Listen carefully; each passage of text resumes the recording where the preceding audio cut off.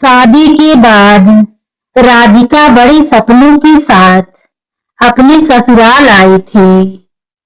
उसने सोचा था कि यह घर अब उसका अपना घर होगा, लेकिन पहले ही दिन उसकी सास कमला देवी ने साफ शब्दों में कह दिया, इस घर में बहू की नहीं, सिर्फ हमारी मर्जी चलती है।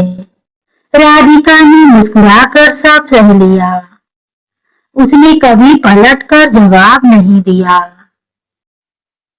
सुबह सबसे पहले उठती, पूरे घर का काम करती, फिर भी हर शाम उसे ताने सुनने पड़ते। एक दिन परिवार के सामने सास ने कहा, तेरे मायके वालों ने दहेज में दिया ही क्या है? हमारे बेटे की किस्मत खराब थी, जो तू मिल गई। यह सुनकर सब चुप रहे। पति भी सिर झुकाकर बैठा रहा। राधिका की आंखें भर आई, लेकिन उसने कुछ नहीं कहा। दिन बीतते गए। अब सास और ननद उसे हर छोटी बात पर अपमानित करने लगी। खाने में नमक कम हो जाए तो ताने, कपड़े देर से सूखे तो ताने, फोन पर मायके से बात कर ले तो भी ताने। एक दिन सास ने सबके सामने राधिका के पिता का भी अपमान कर दिया। बोले, गरीब लोग बस बेटी का बोझ उतारने के लिए शादी कर देते हैं। राधिका ने पहली बार सिर उठाकर सास की आंखों में देखा। उसके चेहरे पर आंसू नहीं, आत्मविश्वास था। उसने शांत आवाज में कहा, माँ जी, आज तक मैं घर बचाने के लिए चुप थी, लेकिन अब अगर मेरे माता पिता का अपमान हुआ तो जवाब भी मिलेगा, और ऐसा मिलेगा कि पूरी जिंदगी याद रहेगा। इतना सुनते ही पूरे घर में सन्नाटा छा गया। किसी ने पहली बार राधिका की आवाज में इतना साहस देखा था। राधिका की यह बात सुनकर पूरे घर में ऐसा सन्नाटा छा गया, जैसे किसी ने अचानक सबकी आवाज छीन ली हो। सास कमला देवी ने गुस्से से उसकी ओर देखा और बोली, लगता है बहू अब हमें ही आंखें दिखाने लगी है। अभी तेरी सारी अकड़ निकाल देती हूँ। लेकिन इस बार राधिका ने सिर झुकाने के बजाय पूरे आत्मविश्वास से कहा, सम्मान मांगने से नहीं, देने से मिलता है। मैंने हमेशा आपको भी मां माना, लेकिन आपने मुझे कभी बेटी समझने की कोशिश ही नहीं की। ससुर, पति और ननद सब वहीं खड़े थे, लेकिन किसी के पास राधिका की बात का जवाब नहीं था। इतने महीनों से जो लड़की चुपचाप हर अपमान सहती रही, आज वही इतनी दृढ़ आवाज में सच बोल रही थी कि हर शब्द सबके दिल में उतर रहा था। कमला देवी ने बात बदलते हुए कहा, अगर इतना ही दुख है तो इस घर का दरवाजा खुला है, अभी चली जा अपने मायके। राधिका हल्का सा मुस्कुराई और बोली, मैं इस घर में किसी के एहसान पर नहीं आई थी, 7 फेरे लेकर आई थी, और जब तक मैंने अपना हर फर्ज पूरी ईमानदारी से निभाया है, तब तक मुझे इस घर से निकालने का अधिकार किसी को नहीं है। अगर जाना पड़ेगा भी तो सिर झुकाकर नहीं, सच बोलकर जाऊंगी। इतने में दरवाजे की घंटी बजी। बाहर एक वकील खड़ा था, जिसके हाथ में कुछ जरूरी कागज थे। उसने घर के मुखिया से कहा, ये दस्तावेज तुरंत परिवार के सभी सदस्यों के सामने पढ़े जाने हैं। कमला देवी हैरानी से कागज लिए, लेकिन जैसे जैसे वह पढ़ती गई उनके चेहरे का रंग उड़ता चला गया। उन कागजों में जो लिखा था उसने पूरे परिवार की नींद उड़ा दी और पहली बार सबको यह एहसास हुआ कि जिस बहू को वे कमजोर समझ रहे थे उसने बिना शोर मचाए ऐसी तैयारी कर ली थी जिसका जवाब देना अब किसी के बस की बात नहीं थी।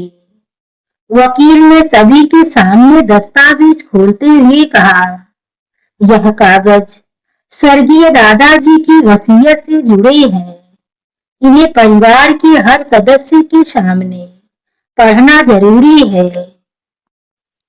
इतना सुनते ही कमला देवी के चेहरे की शक्ति घबराहट में बदल गई। उन्हें लगा कहीं कोई ऐसा सच ना सामने आ जाए जिसे उन्होंने वर्षों से छिपा कर रखा था। वकील ने पढ़ना शुरू किया, मेरी संपत्ति का अधिकार केवल उसी व्यक्ति को मिलेगा जो इस परिवार को एकजुट रखेगा, घर के बुजुर्गों का सम्मान करेगा और किसी भी बहू या बेटी के साथ अन्याय नहीं होने देगा। यदि परिवार में किसी महिला का अपमान या उत्पीड़न सिद्ध हुआ तो संपत्ति का बड़ा हिस्सा उसी पीड़ित महिला के नाम कर दिया जाएगा। पूरा घर स्तब्ध रह गया। राधिका ने पहली बार उन कागजों को देखा। उसे तो इस वसीयत की जानकारी भी नहीं थी। तभी वकील ने कहा, पिछले कुछ महीनों में पड़ोसियों और रिश्तेदारों के कई लिखित बयान हमारे पास पहुंचे हैं। उनमें बताया गया है कि इस घर की बहू के साथ लगातार अपमानजनक व्यवहार किया गया है। कमला देवी की आंखों से पसीना टपकने लगा। पति रोहित ने शर्म से सिर झुका लिया। उसे पहली बार एहसास हुआ कि उसकी चुप्पी ने उसकी पत्नी को कितना दर्द दिया है। राधिका की आंखों में आंसू थे, लेकिन इस बार वे कमजोरी के नहीं, आत्मसम्मान के आंसू थे। तभी वकील ने आखिरी पन्ना खोलते हुए कहा, अगर अगले 24 घंटे में परिवार अपनी गलती स्वीकार नहीं करता तो यह वसीयत तत्काल प्रभाव में लागू कर दी जाएगी। यह सुनते ही पूरे घर में हड़कंप मच गया। जो लोग कल तक राधिका को इस घर से निकालने की बात कर रहे थे, आज वही उसकी ओर उम्मीद भरी नजरों से देखने लगे। लेकिन राधिका ने शांत स्वर में कहा, आज फैसला संपत्ति का नहीं, रिश्तों का होगा। देखना यह है कि आपको बहू चाहिए या सिर्फ नौकरानी। राधिका की यह बात सुनकर पूरे परिवार के पास कोई जवाब नहीं बचा। अब सबकी नजर कमला देवी पर थी, क्योंकि अगला फैसला केवल वहीं को करना था। पूरे परिवार की निगाहें कमला देवी पर टिक गई थी। कुछ पल तक वह बिल्कुल चुप रही।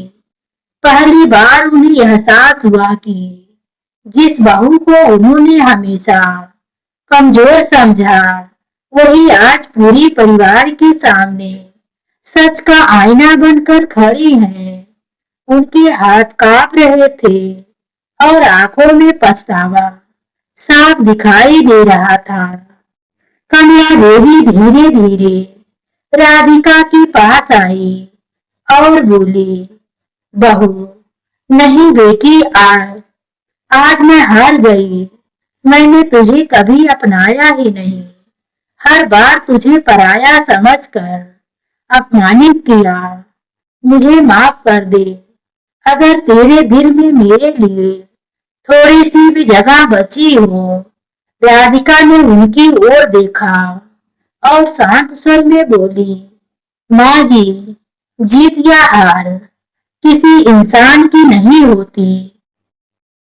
जीत हमेशा रिश्तों की होनी चाहिए। मैं बदला लेनी नहीं, अपना सम्मान बचाने के लिए खड़ी हुई थी। अगर आज भी आप मुझे बेटी मान ले तो यही मेरी सबसे बड़ी जीत होगी। इतना सुनते ही रोहित अपनी पत्नी के सामने हाथ जोड़कर खड़ा हो गया। उसकी आंखों में आंसू बह रहे थे।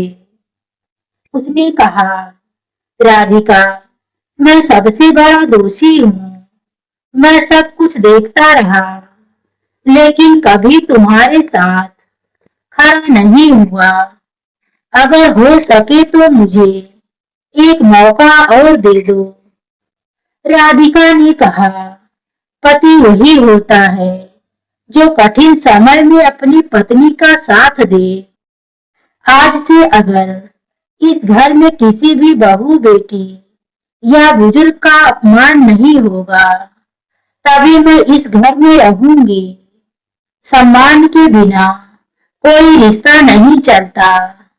कमला देवी ने पूरे परिवार के सामने राधिका का हाथ पकड़कर कहा, आज से इस घर की सबसे बड़ी बहू नहीं, सबसे बड़ी बेटी यही होगी।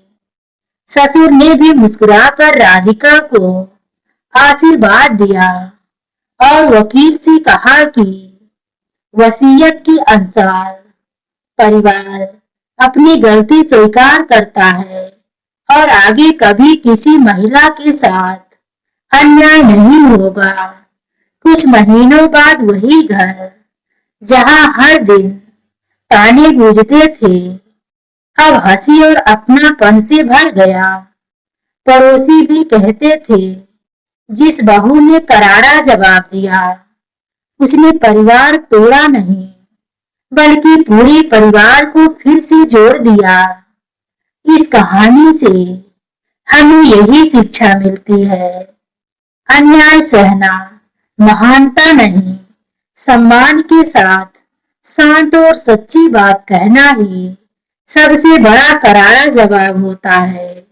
यही जवाब रिश्ते भी बचाता है और इंसान का आत्मसम्मान भी। तो दोस्तों, इस कहानी को लेकर आपकी क्या राय है? अगर ये आपके दिल को छू गई हो तो